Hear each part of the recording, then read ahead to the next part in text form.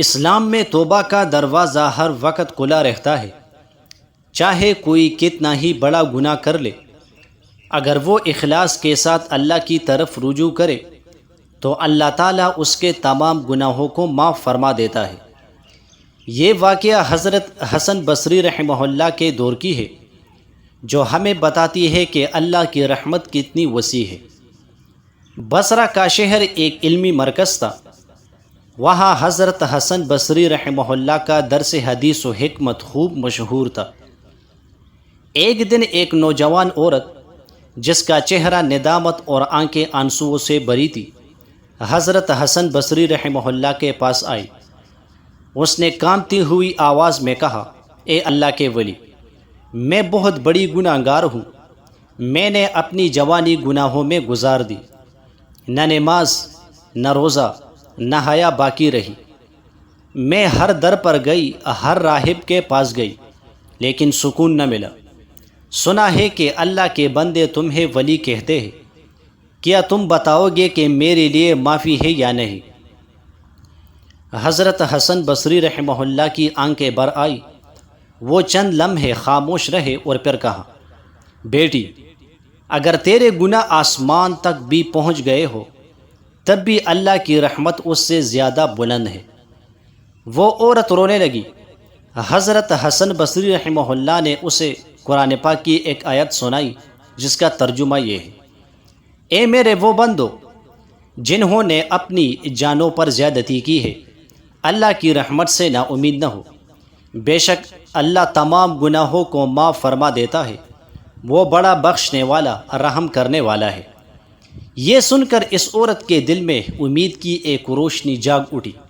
اس نے توبہ کی، نماز شروع کی، روزے رکھنے لگی اور بصرہ کی نیک عورتوں میں شمار ہونے لگی۔ کچھ سالوں بعد وہی عورت فوت ہو گئی۔ حضرت حسن بصری رحمہ اللہ نے اس کا جنازہ پڑھایا۔ لوگوں نے پوچھا، حضرت، کیا آپ جانتے ہیں یہ کون تھی؟ آپ نے فرمایا، یہ وہی عورت ہے جس کی توبہ نے فرشتوں کو خوش کر دیا اور اللہ کے عرش کو لرزا دیا۔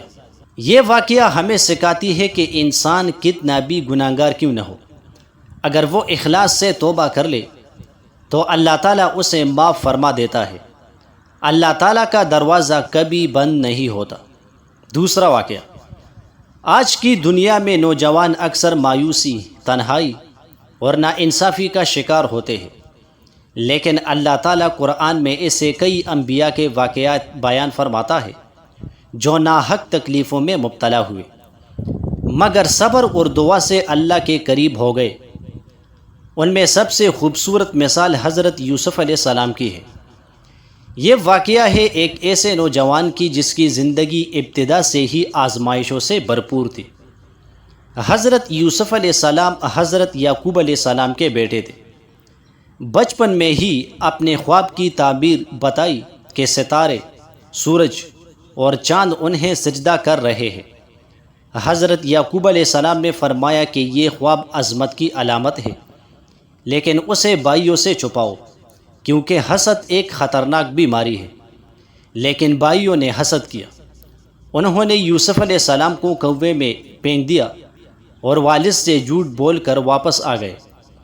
قرآن پاک کی ایک آیت کا ترجمہ ہے، اور انہوں نے اسے کوے کی گہرائی میں پھینک دیا۔ کاروان والوں نے حضرت یوسف علیہ السلام کو کوے سے نکالا اور مصر میں غلام بنا کر بیچ دیا۔ وہاں عزیز مصر نے ان کو خریدا، لیکن کچھ عرصے بعد ایک جھوٹے الزام میں قید کر دیا گیا۔ حضرت یوسف علیہ السلام کا جیل جانا ایک نئی آزمائش تھی۔ ایک نوجوان بے گناہ نبی قید میں ہے، لیکن وہ مایوس نہ ہوئے۔ قرآن پاک کی ایک آیت کا ترجمہ ہے، یوسف نے کہا، اے میرے رب، قید مجھے زیادہ پسند ہے اس چیز سے جس کی طرف یہ مجھے بلا رہی ہے۔ قید میں انہوں نے 2 قیدیوں کو خواب کی تعبیر بتائی اور یہ بات مصر کے بادشاہ تک پہنچی۔ بادشاہ نے خواب دیکھا اور حضرت یوسف علیہ السلام کی تعبیر سن کر انہیں بلایا۔ اس وقت یوسف علیہ السلام نے اپنی بے گناہی واضح کرنے کی شرط رکھی۔ جب سب حقیقت سامنے آئی یوسف علیہ السلام کو معزز مقام پر فائز کیا گیا۔ قرآن پاک کی ایک آیت کا ترجمہ ہے، ہم تمہیں نیکوکاروں میں سے دیکھتے ہیں۔ آخر کار وہی بھائی جنہوں نے یوسف علیہ السلام کو کنویں میں پھینکا تھا، انہی کے سامنے حضرت یوسف علیہ السلام بادشاہ کے دربار میں تھے۔ یوسف علیہ السلام نے بدلہ نہیں لیا، بلکہ فرمایا آج تم پر کوئی الزام نہیں، اللہ تمہیں معاف کرے۔ حضرت یوسف علیہ السلام کی کہانی صبر، دعا اور توکل کی ایک شاندار مثال ہے۔ ایک نوجوان جسے بھائیوں نے دھوکہ دیا، غلام بنایا گیا، جیل میں ڈالا گیا، لیکن ہر قدم پر اس نے صبر کیا اور آخر کار اللہ نے اسے عزت، اقتدار اور عظمت عطا فرمائی۔ صبر کا پھل ہمیشہ میٹھا ہوتا ہے، دعا کبھی ضائع نہیں ہو جاتی، وقت ضرور لگتا ہے۔ اللہ اپنے بندوں کا امتحان لیتا ہے لیکن ساتھ نہیں چھوڑتا۔ معاف کرنا انبیاء کی سنت ہے۔ آج کے نوجوانوں کو اکثر ناانصافی، ذہنی دباؤ اور تنہائی کا سامنا ہوتا ہے۔